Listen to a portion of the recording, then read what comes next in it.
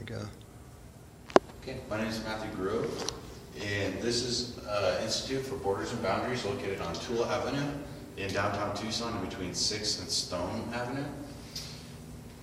My position for this project is to reconnect man or humans with nature and urban environment by incorporating native materials, native concepts, native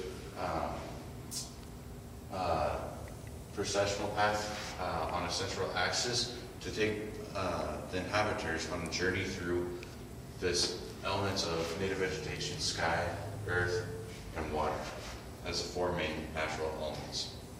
In order to do this, the journey starts right here at the northwest part of the site, located on Toll Avenue, across from the federal court.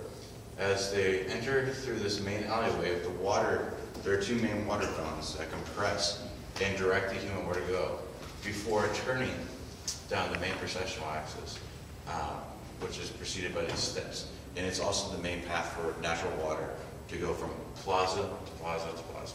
Seen here in this diagram, the native plazas are three areas in there for water storage and also to create these natural mesquite bosque forests to provide shade and a comfortable outdoor environment.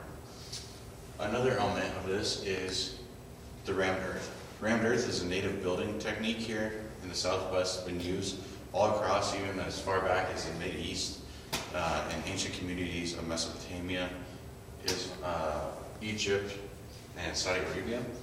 And Indians have been using that same technique, just as Mesa Verde, in northern Arizona, Utah area for many years.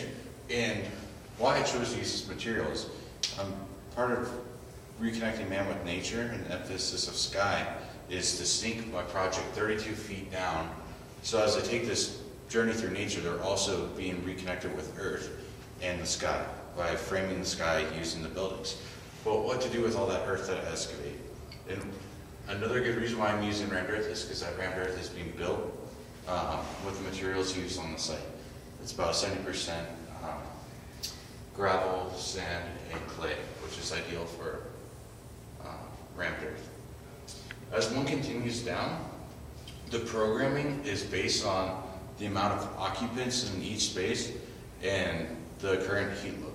So the more occupants in the space, the higher the heat load. I put those spaces down in the ground, like the main community space and the lecture space all hold more than 100 people, so I put them at the very bottom, and they're protected by the exhibition space and the store and the smaller community space to help protect them from the sun, to help lower the cooling load. The residences and administration spaces are at the top. Those are the lowest occupant loads. Probably at most 2 people will be in them at any given time.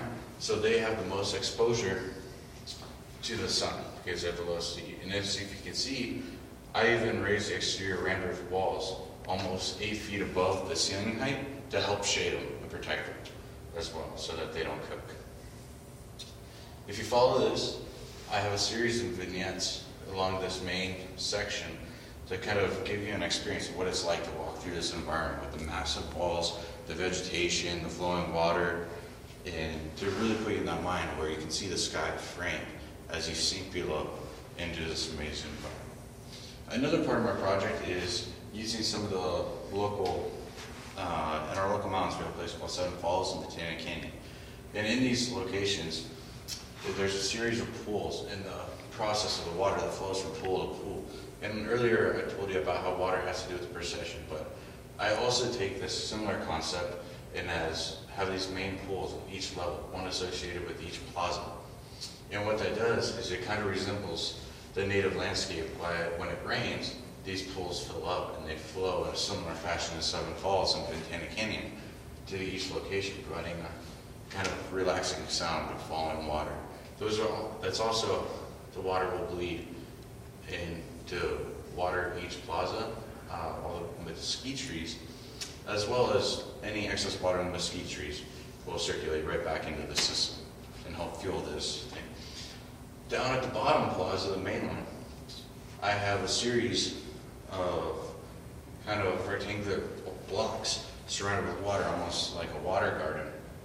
And where I got the ideas from that is that each of these pools, though there's no boulder the same size, there's no just one pool. The rocks kind of create this crevicing effect with a whole bunch of water flowing in between. So this idea is I have a whole bunch of blocks elevated from one each other to resemble this feature to kind of create a direct connection between these pools and the site.